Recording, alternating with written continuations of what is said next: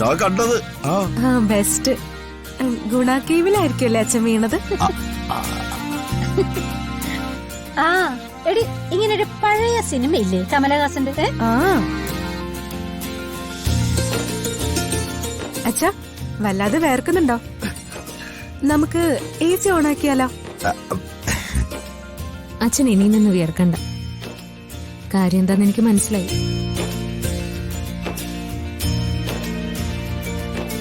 ആതിര അച്ഛനെ നേരത്തെ വിളിച്ചായിരുന്നല്ലേ? വിളിച്ചായിരുന്നു.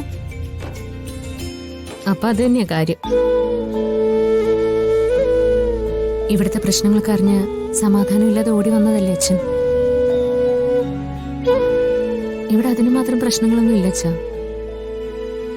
എന്നാലും ഒരു സമാധാനം വേണ്ടേ മോളെ? ഇരുന്നിട്ട് ഇരിപ്പുറയ്ക്കുന്നില്ല. അപ്പൊ അതാണ് മാഷ കാര്യം. രണ്ടാമത് ബീര വിളിച്ചപ്പോ ഇവിടെ പ്രശ്നങ്ങളൊന്നുമില്ലെന്ന് ഇവള് പറഞ്ഞെന്ന് ഞാൻ മാഷിനോട് പറഞ്ഞതല്ലേ?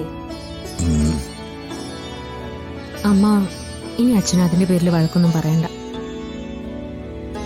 അച്ഛന്റെ സ്വഭാവം നമുക്കറിയാവുന്നല്ലേ. സേതു വന്നിട്ട് എന്ത് തീരുമാനം പറഞ്ഞു മോളോട്? ഞാൻ പറയേണ്ട രീതിയിലൊക്കെ പറഞ്ഞു. അച്ഛൻ അതേ തീരുമാനത്തിൽ തന്നെയാ. സ്നേഹയുടെ അവന്തികടത്തിയുടെയും കാര്യം ആലോചിക്കുമ്പോഴാ പേടി.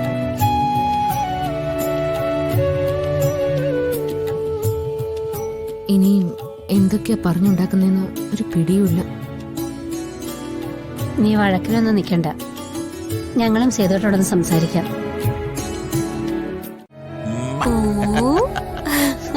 മുത്തശ്ശന്റെ പൊന്നുമോളല്ലേ?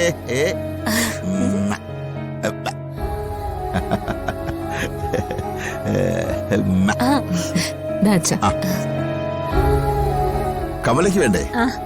ഞാൻ താഴേന്ന് കുടിച്ചായിരുന്നു. മോളെ ഇനി സമയം കിട്ടുമ്പോ നീ 2 ദിവസം വീട്ടിൽ വന്ന് നിൽക്കേ. അവിടുത്തെ അമ്പലത്തില് മോക്ക് വേണ്ടി ചില പൂജകളൊക്കെ നടത്താനുണ്ട്. ഈ പ്രായത്തിൽ എന്ത് പൂജയമ്മേ? അവള് കുറച്ചുകൂടി വളരട്ടെ. അത് നിനക്ക് മോളെ കിട്ടും മുമ്പ് ഞങ്ങൾ നേർന്നതാ. നിനക്കൊരു കുഞ്ഞിനെ തന്നാൽ പൂജകൾ നടത്തിക്കൊള്ളാന്ന്. അതുകൊണ്ട് അതിലൊരു ഉപേക്ഷയും വിചാരിക്കരുത്. ഞാൻ സമയം പോലെ വരാം. അച്ഛൻ പറഞ്ഞാ മതി. ഇവിടെ വരുമ്പോ നീയും കൂടെ മോളെ കൊണ്ടുപോവാ. അവക്കും കൂടെ ചേർത്ത് നമുക്ക് പൂജയൊക്കെ നടത്താലോ അല്ലേ? ഉറപ്പായിട്ടും വരും. അയ്യേ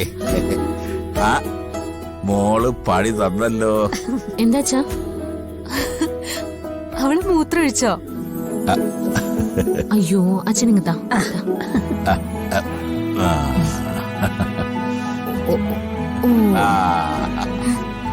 മുത്തശ്ശന് പണി കൊടുത്തോടി നീ? നിന്നെ കാണാൻ വന്നതല്ലേ മുത്തശ്ശൻ? അപ്പൊ അങ്ങനെ ചെയ്യുന്നത് ശരിയല്ല കേട്ടോ.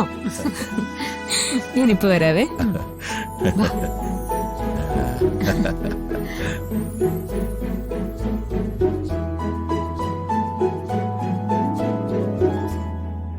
എന്താ മാഷേ? ഏയ് അവളുടെ സന്തോഷം കണ്ടപ്പോ എന്റെ കണ്ണു നിറഞ്ഞതാ. എത്ര വിഷമിച്ചതാ എന്റെ മോള്. ചേച്ചി വിഷമിച്ചതിനൊക്കെ പരിഹാരമായി ഇപ്പൊ ഇരട്ടി സന്തോഷം അനുഭവിക്കുന്നുണ്ട്.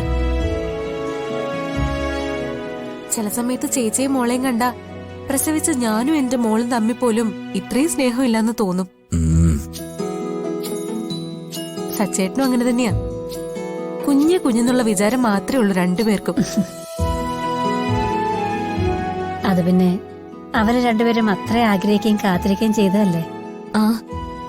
ഗർഭിണിയായിരിക്കുമ്പോ നമുക്ക് ഏകദേശം അറിയാലോ കുഞ്ഞിനെ എപ്പം നമ്മുടെ കയ്യിലോട്ട് കിട്ടുമെന്ന്. ഇത് അപ്രതീക്ഷിതമായിട്ട് അവർക്ക് കിട്ടിയതല്ലേ. അപ്പോ സ്നേഹം കൂടിയേ ഉള്ളൂ. ഇതിന്ന് എനിക്കൊരു കാര്യം മനസ്സിലായി. 10 മാസം ചുമന്ന് നൊന്ത് പ്രസവിക്കണമെന്നൊന്നുമില്ല അമ്മയാവാൻ വേണ്ടി. അച്ചു ചേച്ചിയെ പോലെ ഒരമ്മയെ കിട്ടിയത് ആ കുഞ്ഞിന്റെ ഭാഗ്യം തന്നെയാ. സാറിന്റെ തിരക്കുകൾ എനിക്കറിയാവുന്നതാണല്ലോ. ഒരു ഡിഫൻസ് കൗൺസിലിനെ സംബന്ധിച്ചിടത്തോളം തന്റെ കക്ഷികളാണ് ഏറ്റവും വലുത്. ഇന്നുവരെ എന്റെ അടുത്ത് വന്നിട്ടുള്ള എല്ലാ കക്ഷികളെയും രക്ഷിക്കാൻ എനിക്ക് കഴിഞ്ഞിട്ടുണ്ട്.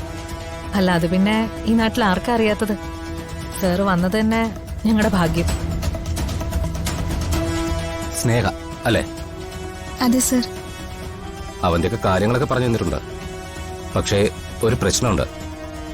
എന്താ സർ? സ്റ്റേ കിട്ടില്ലേ? തൽക്കാലത്തേക്ക് നമുക്കൊരു സ്റ്റേ വാങ്ങാൻ കഴിയും, അതിൽ സംശയമൊന്നുമില്ല. പക്ഷേ നിയമപരമായി അതിൽ ചില പ്രശ്നങ്ങളുണ്ട്. നമ്മുടെ നിയമം അനുസരിച്ച് അച്ഛന്റെ സുഹൃത്തുക്കൾക്കോ അച്ഛന് ഇഷ്ടമുള്ളതുപോലെ ആർക്ക് വേണമെങ്കിലും എഴുതി കൊടുക്കാം. മക്കളിൽ ഒരാൾക്ക് പോലും അതിലൊരു അവകാശവും ഉന്നയിക്കാൻ കഴിയില്ല. അത് അച്ഛന്റെ മാത്രം സ്വാതന്ത്ര്യമാണ്. സാർ പറഞ്ഞു വരുന്നത്? Very simple. വളരെ ഈസിയായി സ്റ്റേ അവർക്ക് വെക്കേറ്റ് ചെയ്യാൻ കഴിയും. അപ്പോ ഒരു വഴിയില്ലേ സർ? കുട്ടിയുടെ അമ്മ ജീവിച്ചിരിപ്പുണ്ടോ? ഇല്ല, മരിച്ചുപോയി. പക്ഷേ സ്വത്തുക്കളെല്ലാം അമ്മയുടെ പേരിലായിരുന്നു. അമ്മയുടെ മരണശേഷമാ സ്വത്തുക്കളെല്ലാം അച്ഛന്റെ പേരിലോട്ട് മാറ്റിയത്. ആ, ഇതാണ് പോയിന്റ്. അച്ഛന്റെ സ്വത്തിന്റെ മേലുള്ള അവകാശം പോലെയല്ല മക്കൾക്ക് അമ്മയുടെ സ്വത്തിന്മേലുള്ള അവകാശം. അമ്മയുടെ സ്വത്തുക്കളിൽ മക്കൾക്കെല്ലാം തുല്യ അവകാശമാണ്. ഇനി ഏതെങ്കിലും മക്കൾ മരിച്ചുപോയാൽ അവരുടെ മക്കൾക്കും ഈ സ്വത്തിൽ അവകാശം ഉണ്ടാവും. മക്കളുടെ സമ്മതമില്ലാതെ രക്തബന്ധമില്ലാത്ത മറ്റൊരാൾക്ക് ഏതെങ്കിലും കാരണവശാൽ ഈ സ്വത്തുക്കൾ എഴുതി കൊടുക്കാൻ അച്ഛൻ ശ്രമിച്ചാൽ നിങ്ങൾ മക്കൾക്ക് അത് തടയാനുള്ള നിയമം നമ്മുടെ രാജ്യത്തുണ്ട്. കോടതി ഉറപ്പായിട്ടും ഇതിന് സ്റ്റേ അനുവദിക്കും. അത് മതി സാർ. എത്രയും പെട്ടെന്ന് സാർ ഇതിനൊരു സ്റ്റേ വാങ്ങിച്ചു തരണം. അത് ഞാൻ ഏറ്റു. ഇന്ന് തന്നെ നമുക്ക് കോടതിയിൽ മൂവ് ചെയ്യാം.